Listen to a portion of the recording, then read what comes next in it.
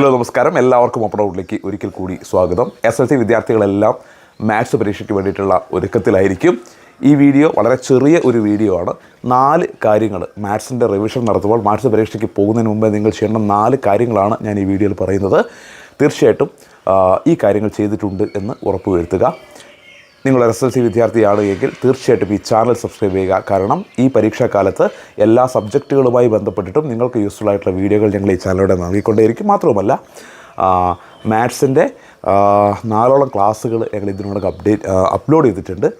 അതിൻ്റെ വീഡിയോകളുടെ link description ബോക്സിലും first കമൻറ്റിലും കൊടുത്തിട്ടുമുണ്ട്. തീർച്ചയായിട്ടും നിങ്ങൾ ആ വീഡിയോകൾ കാണുക, നിങ്ങൾക്ക് വളരെയധികം യൂസ്ഫുൾ ആയിരിക്കും. ഇനി കാര്യത്തിലേക്ക് കിടക്കാം. 4 കാര്യങ്ങളാണ് ഇപ്പോൾ ഞാൻ നിങ്ങൾക്ക് പറഞ്ഞു തരുന്നത്. നിങ്ങളിൽ ഒരുപാട് പേര് ഇതൊക്കെ ചെയ്തിട്ടുണ്ടാവും. എങ്കിലും വലിയ ഒരു വിഭാഗം കുട്ടികൾ, അല്ലെങ്കിൽ തീർച്ചയായിട്ടും ഒരു വിഭാഗം കുട്ടികൾക്കെങ്കിലും എന്താണ് ചെയ്യേണ്ടത്, മാത്സ് പഠിക്കുമ്പോൾ എങ്ങനെ പഠിക്കണം എന്ന് ഇപ്പോഴും ഒരു ധാരണയില്ലാതെ എന്തൊക്കെയോ പഠിച്ചു കൂട്ടുന്ന കുട്ടികളുണ്ടാവും. അവർക്ക് വേണ്ടിയിട്ടാണ് പറയാൻ പോകുന്നത്. 2019 ജൂൺ മാസം മുതൽ ഇങ്ങോട്ടുള്ള മാത്തമാറ്റിക്സിൻ്റെ എല്ലാ ചോദ്യ പേപ്പറുകളും നിങ്ങൾ ഒന്ന് പരിശോധിക്കണം. അതായത് 2019 മുതൽ ഇങ്ങോട്ട്, ജൂൺ മുതൽ ഇങ്ങോട്ട് നടന്ന Onam exam, Christmas exam, model exam, final exam, ഇങ്ങനെ ഓരോ വർഷവും നടന്നിട്ടുള്ള പരീക്ഷകളുടെ ചോദ്യ പേപ്പറുകൾ നിങ്ങൾ ചെയ്ത് പഠിക്കാൻ തന്നെ ശ്രമിക്കുക. ആ ചോദ്യ പേപ്പർ എടുത്ത് നോക്കുക. അതിൽ നിങ്ങൾക്ക് ഈസി ആയിട്ട് അറിയുന്ന ചോദ്യങ്ങളുണ്ടാവും. കാരണം ഒരുപാട് ചോദ്യങ്ങൾ നിങ്ങൾ ഒരുപാട് ചെയ്തല്ലോ. അറിയാത്ത ചോദ്യങ്ങളുണ്ടാവും. അറിയാത്ത ചോദ്യങ്ങളെല്ലാം നിങ്ങൾ ചെയ്ത് തന്നെ പഠിക്കണം. കാരണം പരീക്ഷാ ഹാളിൽ, മാത്സ് പോലത്തെ പരീക്ഷാ ഹാളിലേക്ക് കയറുമ്പോൾ ഒരു ക്വസ്റ്റ്യൻ കാണുമ്പോൾ നിങ്ങൾക്ക് പരിചിതമല്ലാത്ത ഒരു ചോദ്യമാണ് എന്ന തോന്നലുണ്ടായാൽ അത് നിങ്ങൾക്ക് ചിലപ്പോൾ ടെൻഷൻ ഉണ്ടാക്കും. ഈ ചോദ്യ പേപ്പർ പരിശോധിക്കുന്നതും ഇതിലുള്ള എല്ലാ ചോദ്യങ്ങളും ചെയ്തു പഠിക്കുന്നതും തീർച്ചയായിട്ടും നിങ്ങൾക്ക് ക്വസ്റ്റ്യൻസ് വളരെയധികം ഫെമിലിയർ ആവാനും എങ്ങനെ ചോദ്യങ്ങൾ വന്നു എന്ന് കൃത്യമായ ഒരു ധാരണ ഉണ്ടാക്കാനും സഹായിക്കും. പ്രത്യേകം പറയുന്നു, SSLC ആൻഡ് മോഡൽ പരീക്ഷ ചോദ്യ പേപ്പർ മാത്രമല്ല, ഓണപരീക്ഷയുടെയും ക്രിസ്മസ് പരീക്ഷയുടെയും ഒക്കെ നിങ്ങൾ എടുക്കണം. ആ കോവിഡിൻ്റെ കാലത്തുള്ള ഓൺലൈൻ ക്ലാസ്സിൻ്റെ കാലത്ത് ഓണപരീക്ഷയും ക്രിസ്മസ് പരീക്ഷയും നടക്കാത്തതുകൊണ്ട് ആ ചോദ്യ പേപ്പർ കിട്ടണമെന്നില്ല. 2021 2020 അതല്ലാത്ത ബാക്കി എല്ലാ ചോദ്യ പേപ്പറും എടുത്ത് ചെയ്ത് തന്നെ പഠിക്കുക. പിന്നെ ചില ചോദ്യങ്ങൾ നിങ്ങൾ സ്ഥിരമായിട്ട് ചെയ്ത് ഈസി ആയിട്ടുള്ളതാണെങ്കിൽ പിന്നെ അത് ചെയ്ത് പഠിക്കുന്നു വേണ്ട. അല്ലാത്ത എല്ലാ ചോദ്യങ്ങളുടെ ഉത്തരവും നിങ്ങൾ ചെയ്ത് പഠിക്കുക.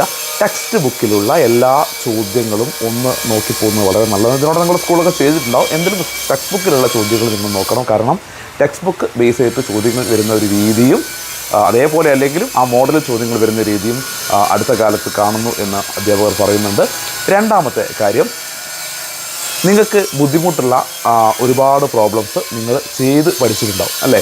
നിങ്ങൾ ടീച്ചേഴ്സിനോടോ അല്ലെങ്കിൽ മാത്സ് അറിയുന്ന മറ്റുള്ളവരോടൊക്കെ ചോദിച്ചിട്ട് നിങ്ങളതൊക്കെ പരിശീലിച്ച് പഠിച്ചിട്ടുണ്ടാവും ബുദ്ധിമുട്ടുള്ള ചോദ്യങ്ങൾ.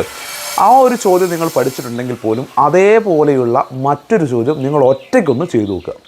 അപ്പോൾ മാത്സിൽ ബുദ്ധിമുട്ടുള്ളൊരു ചോദ്യം നിങ്ങൾ സ്വയം ചെയ്ത് പഠിച്ചിട്ടുണ്ടാവും. ഓക്കെ, പക്ഷേ നിങ്ങൾ എന്താ ചെയ്യേണ്ടത്? അത് പഠിച്ചതിന് പുറമെ അതേപോലെയുള്ള മറ്റൊരു ചോദ്യം നിങ്ങൾക്ക് ഒറ്റയ്ക്ക് ആരുടെയും സഹായം ഇല്ലാതെ ചെയ്യാൻ പറ്റുന്നുണ്ടോ എന്ന് നോക്കുക.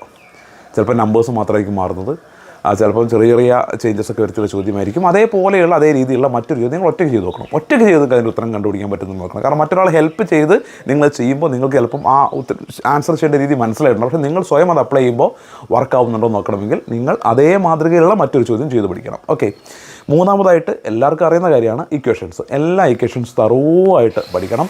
ഇക്വേഷൻസ് നമുക്കറിയാം കുറച്ച് കൺഫ്യൂസിങ് ആയിരിക്കും. ചെറിയ ചെറിയ മാറ്റങ്ങളുടെ ഇക്വേഷൻസ് ഉണ്ട്. ചില ഇക്വേഷൻസ് ചിലപ്പോൾ നമുക്ക് മറന്നു പോകും. ഇത് ഇന്ന് ഉച്ചയ്ക്ക് പഠിക്കാം, അല്ലെങ്കിൽ ഇന്ന് വൈകുന്നേരം പഠിക്കാം, പരീക്ഷണ തലേന്ന് പഠിക്കാം എന്ന് വിചാരിച്ച് നോക്കി നിൽക്കരുത്. നിങ്ങൾ എന്ത് ചെയ്യണം? ഇക്വേഷൻസ് ഇപ്പോൾ തന്നെ ബൈ ഹാർട്ടായിട്ട് ഒന്നുപോലും തെറ്റാതെ പഠിച്ചു വെക്കണം. കാരണം അല്ലെങ്കിൽ അത് നിങ്ങൾക്ക് ബുദ്ധിമുട്ടുണ്ടാക്കും മക്കളെ. സോ തീർച്ചയായിട്ടും നിങ്ങൾ ഇക്വേഷൻസ് നന്നായിട്ട് പഠിച്ച് വെക്കുക, തറവായിട്ട് പഠിച്ചു വെക്കുക. എവിടെയെങ്കിലും ഒന്ന് എഴുതിയിട്ട് ഇടയ്ക്കിടയ്ക്ക് അതിങ്ങനെ ഓർമ്മിച്ചുകൊണ്ടിരിക്കുക. ഒരു തരത്തിലും ഒരു നമ്പർ പോലും അല്ലെങ്കിൽ ഒരു സിമ്പൽ പോലും മാറാത്ത രീതിയിൽ നിങ്ങൾ ഇക്വേഷൻസ് കൃത്യമായിട്ട് നിങ്ങൾ പഠിച്ചു വെക്കണം. നാലാമത്തെ കാര്യം, നിങ്ങൾക്ക് നല്ല ഒരു മാർക്കിന് ചോദ്യം വരുന്നതാണ് ഈ വരയ്ക്കാനുള്ള ചോദ്യങ്ങൾ അല്ലേ? ഒരുപാട് ചോദ്യങ്ങൾ ഈ കൺസ്ട്രക്ഷൻ ഉൾപ്പെടെ ഒരുപാട് വരയ്ക്കാനുള്ള ചോദ്യങ്ങൾ വരുന്നുണ്ട്. വരയ്ക്കാനുള്ള ചോദ്യം ഒറ്റ നോട്ടത്തിൽ ഒക്കെ ഇങ്ങനെയൊക്കെ വരച്ചാൽ പോരെ, ഇതെനിക്കറിയാം എന്നൊക്കെ തോന്നുമെങ്കിലും വരച്ച് തന്നെ ഒരു തവണയെങ്കിലും അതെല്ലാം വരച്ച് തന്നെ നിങ്ങൾ പഠിക്കുക. ഇതെനിക്കറിയാം എന്ന് കരുതി ഇരിക്കാതെ ഒരു തവണ അതൊന്ന് വരച്ച് തന്നെ ചെയ്ത് നോക്കുക. അത് നിർബന്ധമായിട്ടും ചെയ്യേണ്ടതാണ്. ഈ 4 കാര്യങ്ങളോടൊപ്പം നിങ്ങൾ ചെയ്യേണ്ട മറ്റൊരു കാര്യം, ഒന്നും നോക്കി മനസ്സിലാക്കി പഠിക്കുകയല്ല വേണ്ടത്, മറിച്ച് ചെയ്തു തന്നെ പഠിക്കണം. മാത്സിലെല്ലാം ചെയ്ത് തന്നെ പഠിക്കുക. ന്യൂസ് പ്രിൻ്റ് വാങ്ങുക, ചെയ്ത് പഠിക്കുക. ഇനി സമയം കുറവാണ്. ഈ സമയത്ത് ഇത്രയും കാര്യങ്ങൾ നിങ്ങൾ ചെയ്തിട്ടുണ്ടെന്ന് ഉറപ്പ് വരുത്തുക. എത്രയധികം ചോദ്യങ്ങൾ നിങ്ങൾ മാത്സിൽ ചെയ്യുന്നോ അത്രയധികം മാർക്ക് നിങ്ങൾക്ക് സ്കോർ ചെയ്യാൻ കഴിയും. എത്രയധികം ചോദ്യങ്ങൾ ചെയ്യുന്നു അത്രയധികം മാർക്ക് നിങ്ങൾക്ക് സ്കോർ ചെയ്യാൻ കഴിയും. സോ ഒരു മടിയും വിചാരിക്കാതെ മാക്സിമം ക്വസ്റ്റ്യൻസ് ചെയ്തുകൊണ്ടിരിക്കുക. ഓക്കെ, വീണ്ടും കാണാം. Thank you.